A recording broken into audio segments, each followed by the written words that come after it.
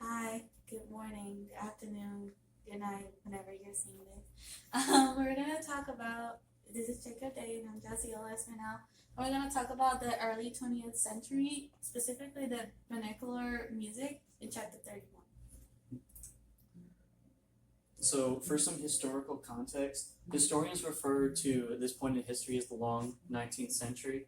The reason why is because there was a lot of different revolutions that were happening during the time. We have obviously the industrial, which is technically still happening, but then you also had political revolutions such as the French Revolution, and you also have uh, I already said industrial. You also have social revolutions, but mainly in the political realm.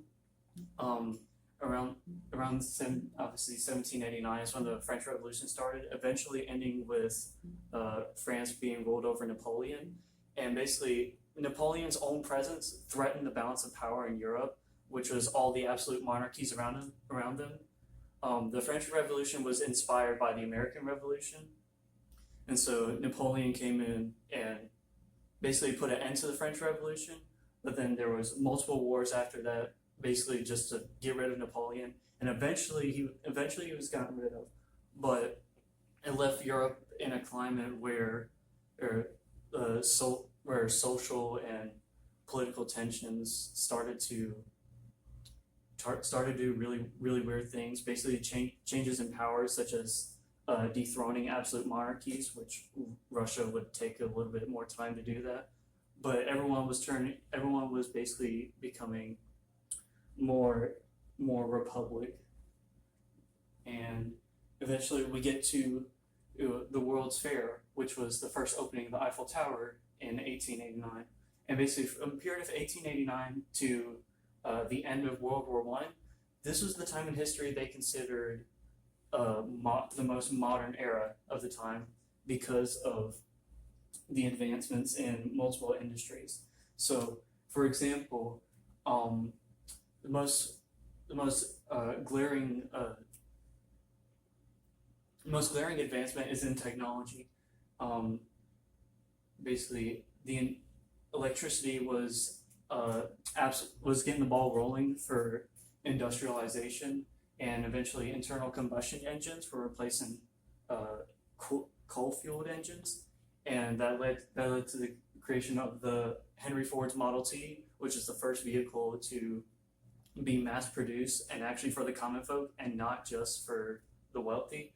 But then a few years before that, we had the Wright brothers firmly inventing our ability to fly. And funny thing about this is that literally just a little over a decade after the Wright brothers first flew this thing, we started using planes for military purposes. So if that doesn't tell you how fast the technology advanced, I don't know what else does. But another part of technology that was invented was the phonograph. Originally Thomas Edison wanted the phonograph to be a dictation machine, but he didn't realize that this would be the start of a multi-billion-dollar music recording industry as we know today. So how it worked is basically a horn collected sound waves, and the sound waves would move a diaphragm, and this diaphragm would transmit motions into a needle, and the needle would begin to grow into a tinfoil cylinder as it was being rotated by a hand crank. Um, and it would play the music back by rotating the hand crank the other way.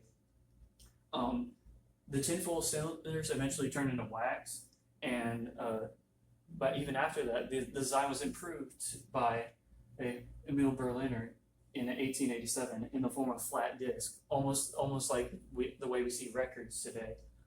The earliest discs that were made were from an Italian tenor named, I'm gonna butcher this name, Enrico Caruso.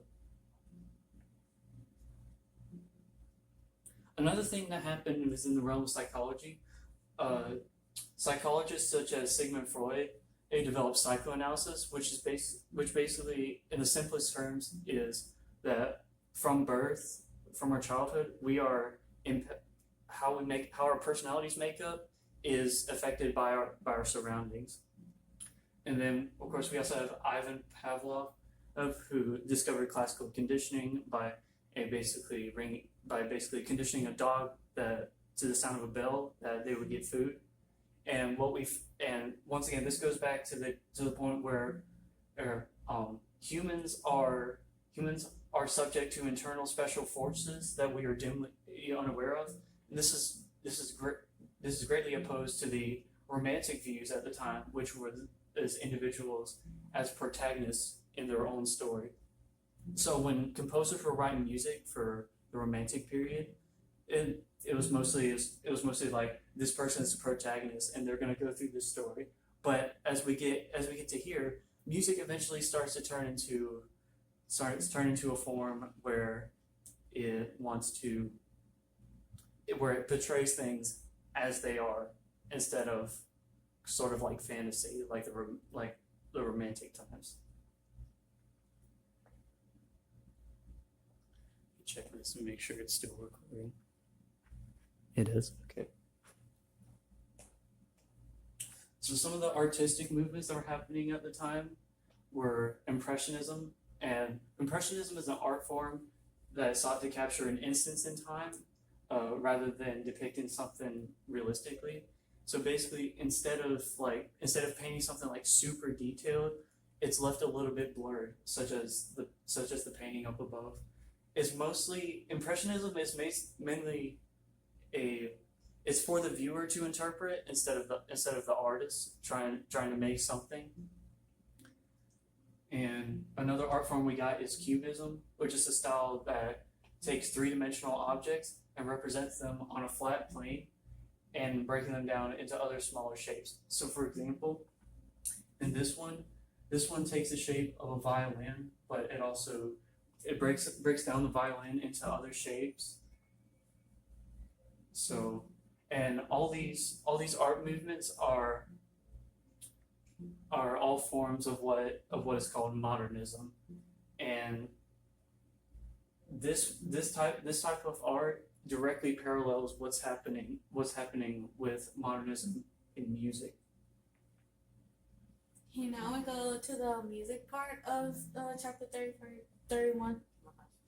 Vernacular traditions. Vernacular means an everyday language, so like we talk about music as a language, so music for everyday people, not in classical traditions. This includes jazz, blues, ragtime, and popular songs, and this comes from traditions for decades, like parents pass it into children, children pass it to their children, and stuff like that. They have really strong roots for African American cultures. In this period of time, the Slavism still stays, so that got really put on point for this type of jazz and blues and popular songs. And most of this, it was focused on rhythms, expressions, and real life experience. Most of the songs that were written was from slavery, talking about how they want to go home to their home, meaning heaven, and musicals expression of what was happening at the time with the Civil War and stuff like that. Wind band music, we were talking earlier about the war in general. So wind band music is a pioneer in that wind band music became more recognized in military bases. This type of music drew inspiration from folk traditions and national identity, nationalism, like all the songs that we use in band, like America the Beautiful, Star Spangled Banner, all the Marines and military songs that we use. That's when it came from. Like I just said, the most music was written for the military, and some of the composers that was in this time was Gustav Holst. I'm probably gonna be pronouncing those names wrong.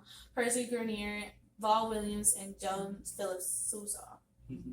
So one thing to add about this is, originally around the times, like normally orchestral music was for the greatest musicians of all times, and wind band music was just seen as like for military purposes or for just like amateur performers.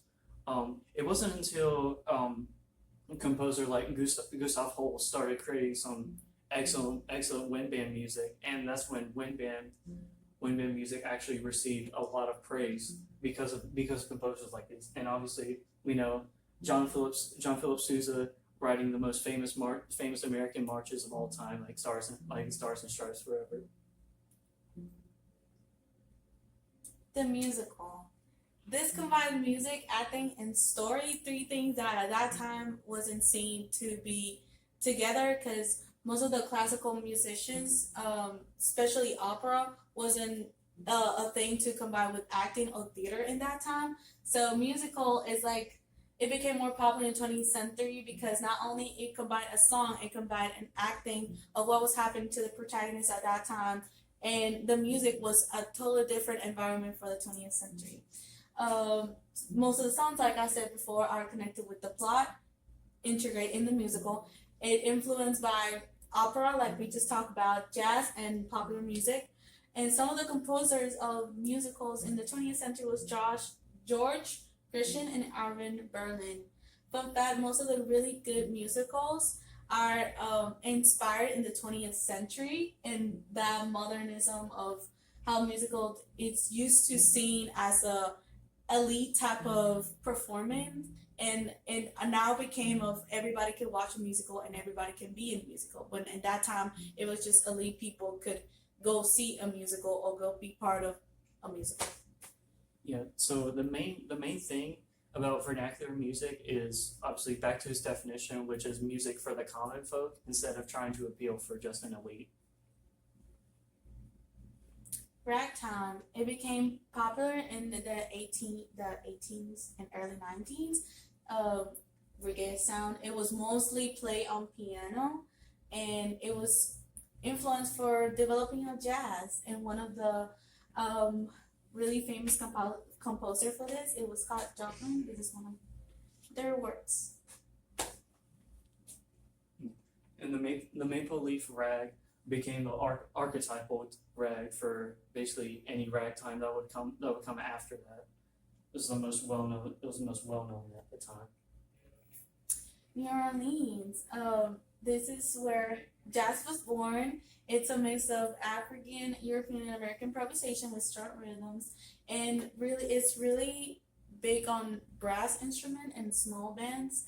And one of the really popular groups from New Orleans is called Dixieland Jazz Band and New Orleans Jazz Band.